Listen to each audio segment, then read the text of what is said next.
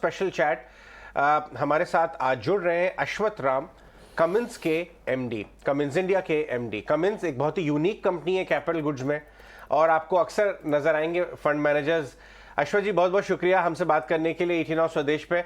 अक्सर fund managers यहाँ last 6 महीने से आ रहे हैं हमारे चैनल पे, और आपके कंपनी का बार बार जिक्र बन के आ रहा है।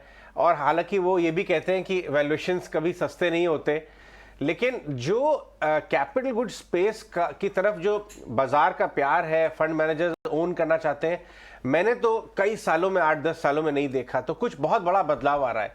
अब आपके अगर रिपोर्ट्स देखें, जो स्ट्रेटेजिस्ट ट्रैक करते हैं आपके स्टॉक को, उनका भी रवैया ये कह रहा है कि आगे आने वाले समय कमिंस इंडिया के लिए बहुत अच्छे होने वाले हैं, मार्जिन बढ़ने वाले हैं, ऑर्डर्स बढ़ रहे हैं। जरा आप बताएं तो कितनी बड़ी अपॉर्चुनिटी आप देख रहे हैं। मैं आपसे क्वार्टर टू क्वार्टर व्यू नहीं मांग रहा हूं, मैं आपसे 2 से 3 साल प्लस का व्यू मांग रहा हूं, क्योंकि आप कंपनी के एमडी हैं। अब आपके पास एक बिग पिक्चर व्यू है। आप सबसे पहले बताएं ये समय क्यों डिफरेंट है जो आपने इतने पुराने समय में साइकिल में देखा कैपिटल गुड्स के। या तो हमारे देश इंडिया का हमेशा पोटेंशियल रहा है कि हम एक मैन्युफैक्चरिंग स्पेस में एक बड़ा कंट्रीब्यूशन कर सकें। अभी अगर आप देखेंगे कि अपने कंट्री में एम्बिशन है कि हम 5 ट्रिलियन इकोनॉमी बनाएं, उसके बाद 10 ट्रिलियन इकोनॉमी बनाएं। और अगर इकोनॉमी अगर बढ़ाना है तो इंफ्रास्ट्रक्चर स्पेंडिंग बहुत जरूरी है, और गवर्नमेंट ने ऑलरेडी $2 ट्रिलियन इंफ्रास्ट्रक्चर स्पेंड का अनाउंसमेंट किया था पिछले साल। एंड हर एक क्षेत्र जहां इंफ्रास्ट्रक्चर का स्पेंडिंग होता है, अगर रोड्स हो, कंस्ट्रक्शन हो, पावर हो, पोर्ट्स बिल्डिंग हो, एयरपोर्ट्स बिल्डिंग हो, हाउसिंग हो, डैम्स हो, वाटरवेज हो, वहां वो सब चीजें बिल्ड करने के लिए पावर ट्रेन की जरूरत है। एंड कमिंस पावर ट्रेन में लीडिंग प्लेयर है, इसलिए हमें अपॉर्चुनिटीज अभी पहले से बहुत ज्यादा दिख रहे हैं।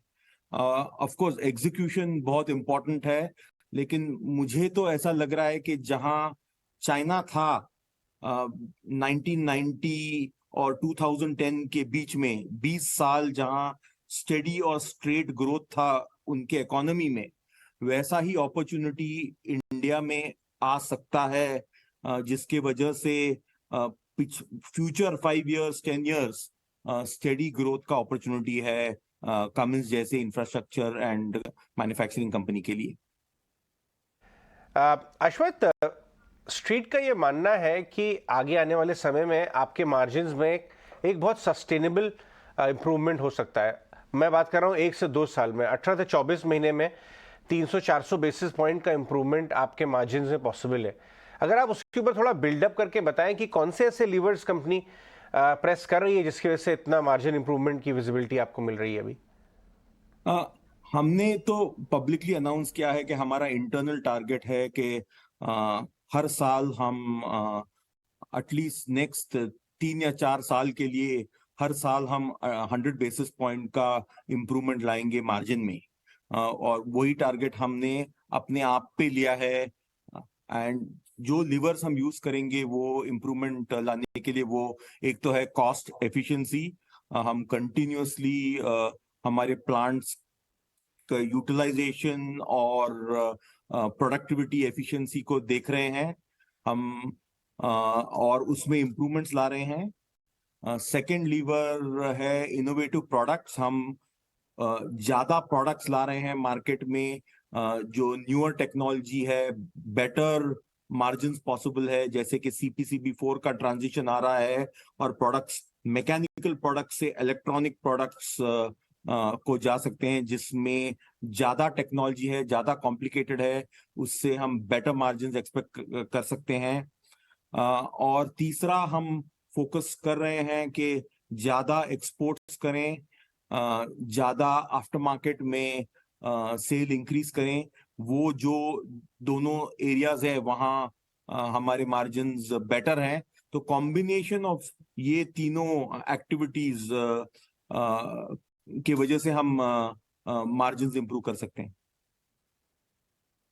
Mister Ashwath, Priyanka here, absolutely. जिस तरह से आप बात कर रहे हैं, कैटेगरी वाइज स्प्लिट कर रहे हैं, थोड़ा सा आपसे आउटलुक आपके इंडस्ट्रियल डिवीजन पर भी जाएंगे, क्योंकि बात ऐसी हो रही है कि कहीं ना कहीं थोड़ा सा, क्या आप पहले बताएं, क्या कहीं से आपको रोड कैपेक्स में कोई स्लो डाउन दिख रहा है?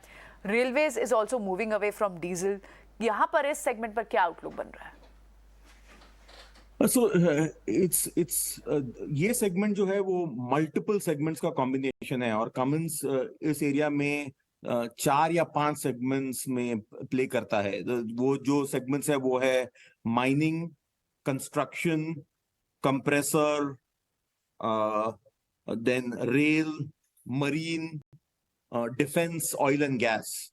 तो हर एक सेगमेंट में आउटलुक थोड़ा डिफरेंट है।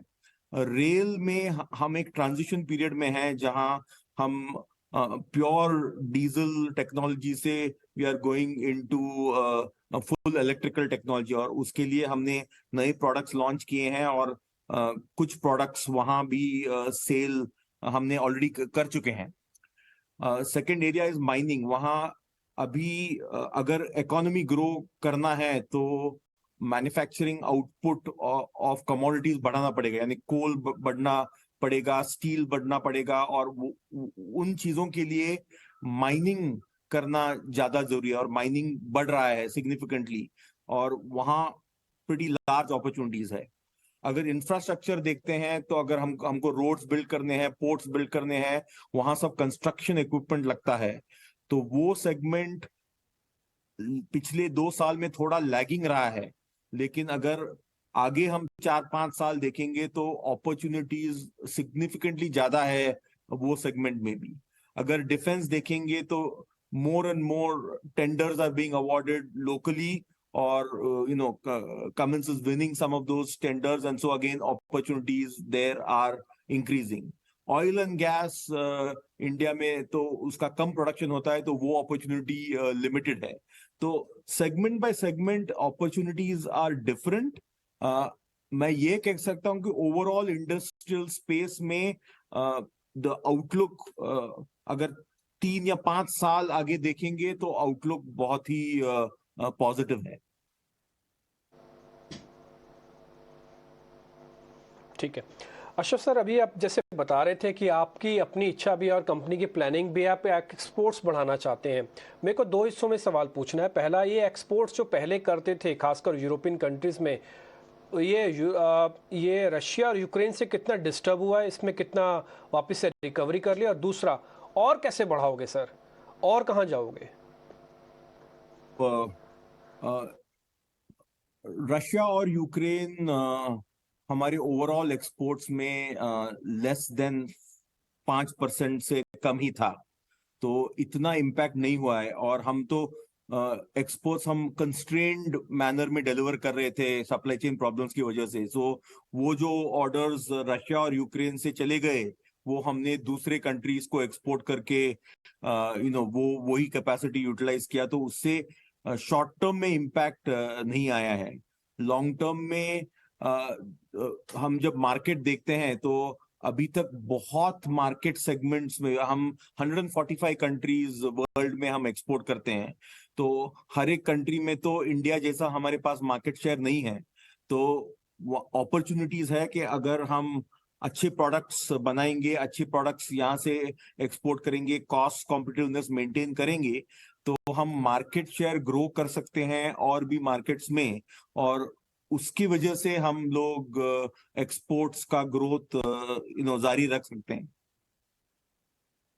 अश्वथ, बहुत ही शानदार आपकी कमेंट्री आ रही है आगे की विजिबिलिटी के लिए। मुझे ये बताएं कि आगे आने वाले सालों में ग्रीन एनर्जी और रिन्यूएबल्स और ये जो चीज़ें हैं, जो कैपिटल गुड्स बहुत ही हाई टेक्नोलॉजी वाले रिक्वायरमेंट्स हैं, और नया जो भारत बन रहा है, जो वर्ल्ड पूरा नया बन रहा है, उसमें जो कैपिटल गुड इस्तेमाल होते हैं, रिन्यूएबल्स, न्यू एनर्जी वगैरह, वो कितना बड़ा पीस बन सकता है आपके लिए अगले 3-4 सालों में? कमिंस ने अनाउंस किया है कि अगले 10 साल में ग्लोबली अभी वो $30 बिलियन का कंपनी है ग्लोबली, और अगले 10-15 साल में वो $50 बिलियन का कंपनी बन सकता है। और उस $50 बिलियन में लगभग $15 बिलियन वो न्यू पावर बिजनेस या न्यू एनर्जी एरिया से आ सकते हैं।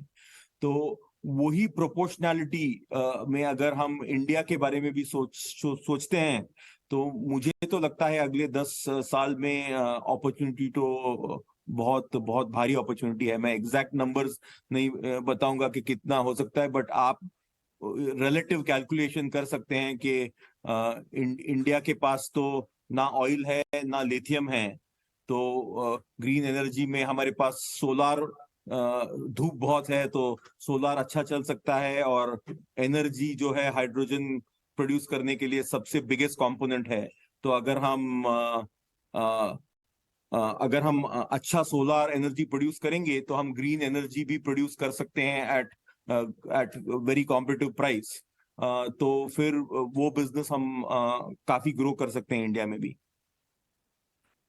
अंदाजा लगा सकता हूं अश्वथ जी कि क्या पोटेंशियल है, और इसीलिए जब मुझे कुछ लोग बोलते हैं कि कमिंस इंडिया काफ़ी एक्सपेंसिव है, और मैं देखता हूं size of the opportunity which lies ahead आप जैसी कंपनी के लिए, जब पेरेंट ने 20% ग्रोथ का गाइडेंस दे रखा है और दूसरा पूरी कंपनी आपकी $8 बिलियन में मिल रही है इंडिया में, तो मुझे तो साइज ऑफ द अपॉर्चुनिटी काफ़ी नज़र आती है।